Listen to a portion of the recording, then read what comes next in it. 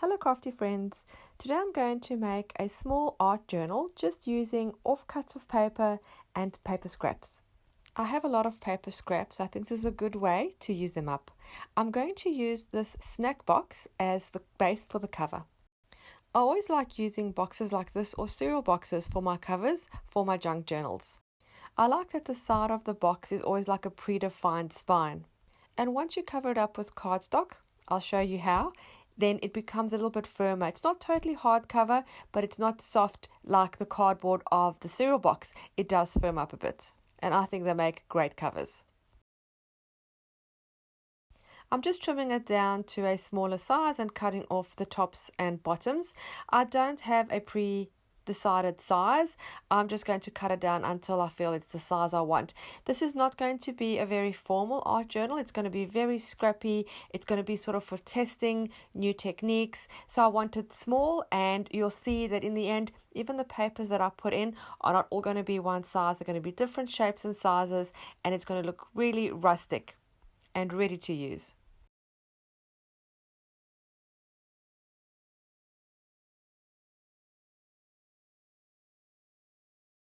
I'm cutting off a little bit at a time until I get the size I want. Obviously, if you cut too much, you can't go back. So just cut down in small amounts until you're happy with the size. I have this really bright and fun double-sided cardstock from KaiserCraft that I'm going to use for the outer and inner cover.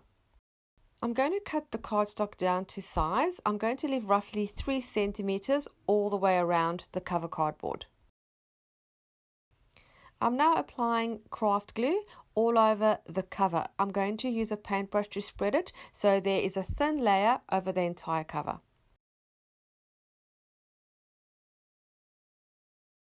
I'm then going to turn it over and stick it down. I'm going to use my bone tool just to press it and scrape it so it can not have any air bubbles and can get it as smooth as possible. I'm just going to bend the edges, and then I'm going to cut the corners to allow for neat overlapping.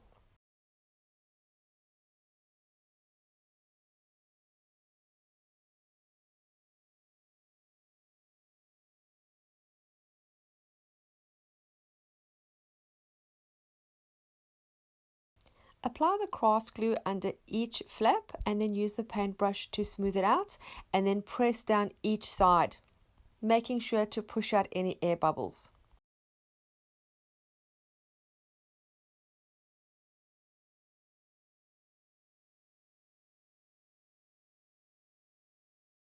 For the inside cover, where we're going to cover this white, I'm just using the other side of the double-sided cardstock as I love the color and it's really contrasting. I'm just going to tear it down to size to cover the white area, apply the craft glue everywhere, and then press it down.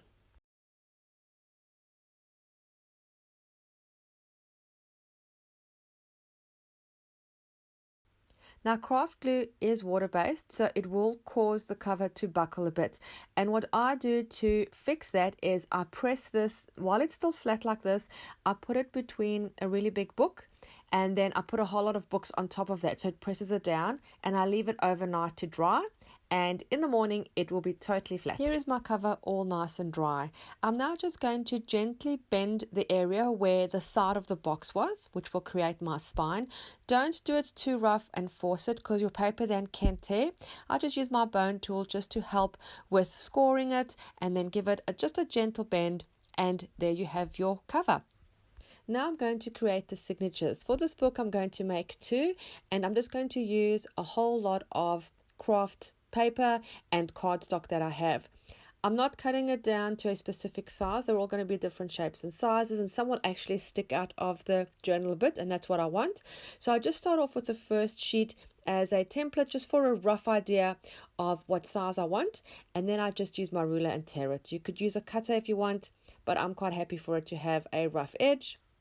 You can do this part whichever way you like.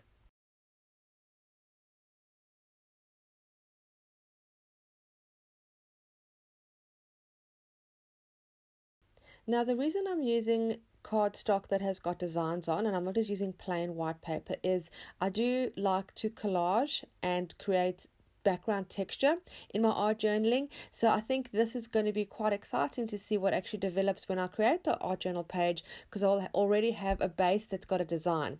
So I'm quite looking forward to start working in this art journal.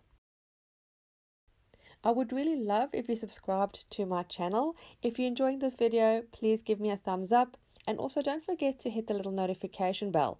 This will notify you every time I upload new content. Now, because I don't want to bore you to death while I create my signatures with cutting up all these bits of cardstock, I am going to put it in double speed. So I will do it really, really quickly so we can get to the next part where I attach the signatures to the cover.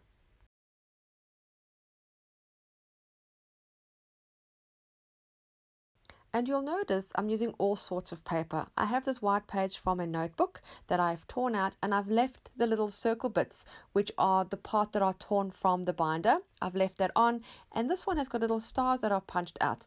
I've left that part in too. I think it's going to add some interest and something a little different in the art journal and something interesting to work with. And some of my pages aren't straight or full rectangles, some are shorter on the one side. Just put it all in. It's going to work out great.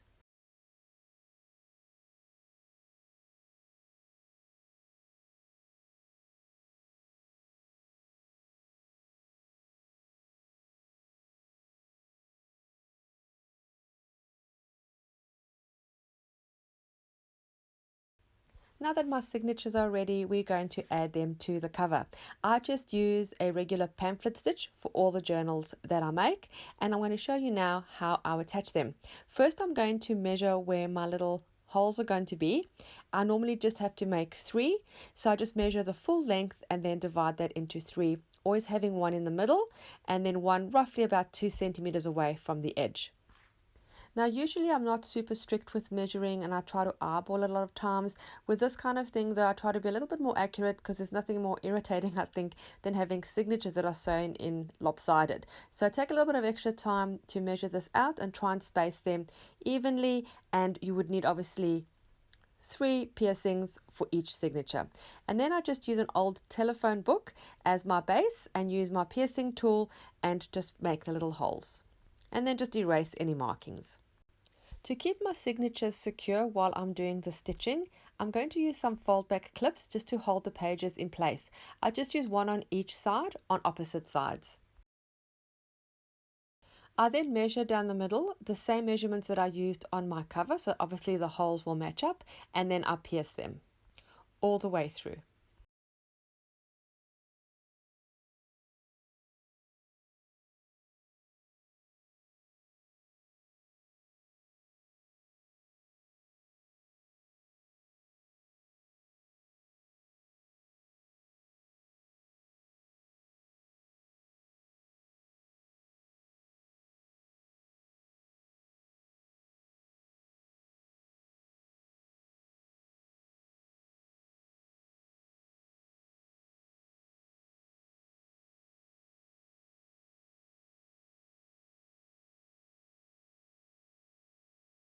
For all my journals, I use embroidery thread to attach my signatures to my cover. For this one, I'm going to use a nice bright yellow because I think it matches the cover paper really well.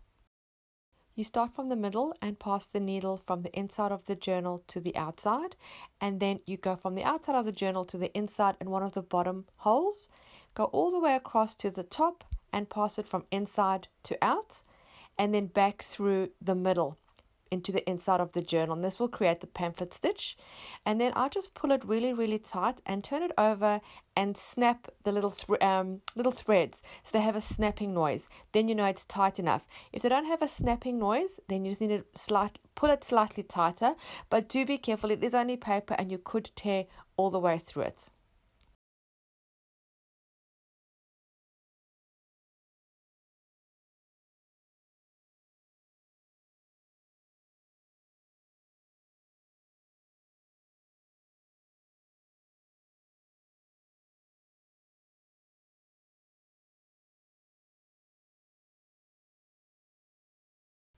Trim off the excess thread, and look at that. I'm really excited to get started in this art journal, creating little pages.